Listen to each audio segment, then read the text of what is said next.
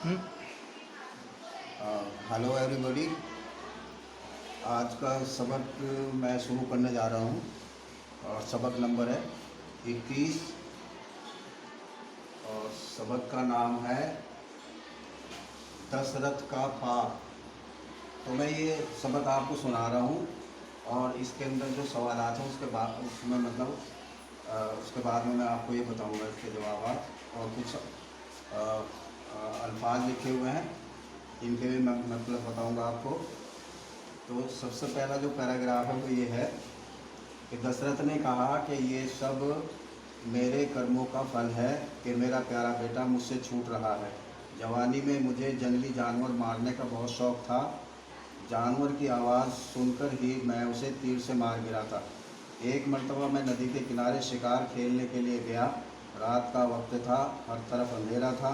थोड़ी देर इंतज़ार करने के बाद मुझे ऐसी आवाज़ आई जैसे कोई हाथी नदी में पानी पी रहा है। आवाज़ पर मैंने तीर चलाया। तीर निशाने पर जा लगा, लेकिन फ़ौरन ही किसी आदमी की आवाज़ सुनाई दी, हाय मैं मरा। दूसरा पैराग्राफ है, मैं आवाज़ सुनकर वहाँ पहुँचा तो देखा कि एक नौजवान ज़मीन पर पड़ा तड़प रहा है। उसके बाल बिखरे हुए और कपड़े खून में लथपथ थे। उसके पास ही एक घड़ा पड़ा था। उसकी आँखें अंगारों की तरह सुर्ख थीं। उसकी नज़र मुझ पर पड़ी तो बोला, मुझ बेगुनाह पर तुमने क्यों तीर चलाया?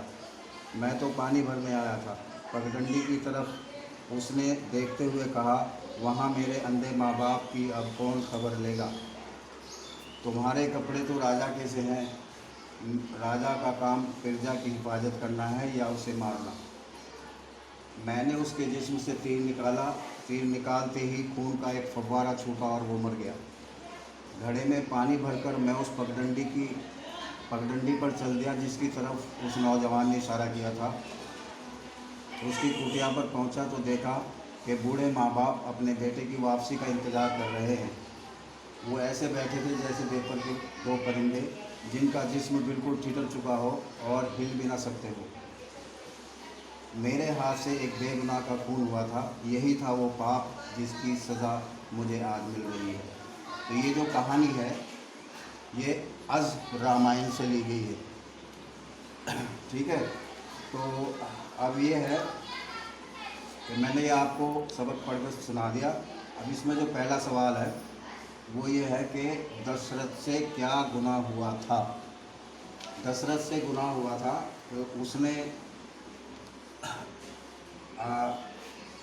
एक बेकसूर नौजवान का मतलब खून किया था, जो अपने अंधे माँ बाप को लेकर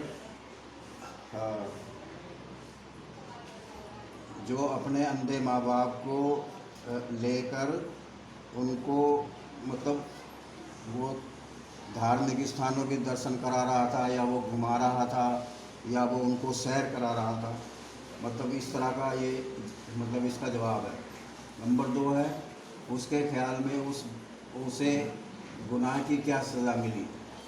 यानी दशरथ कह रहा है कि ये मेरे सब कर्मों का फल है कि मेरा बेटा मुझसे छूट रहा है। यानी मतलब उसके ख्याल में वो कह रहा है कि जवानी में मुझसे गुनाह हुआ था और उसी की सज़ा मुझे मिल रही है कि मेरा प्यारा बेटा आज मुझसे छूट रहा है। इसी तरह से नीचे तीसरा सवाल है कि नीचे लिखे हुए अल्फाज की मश्क कीजिए। इशारा मतलब जैसे किसी चीज़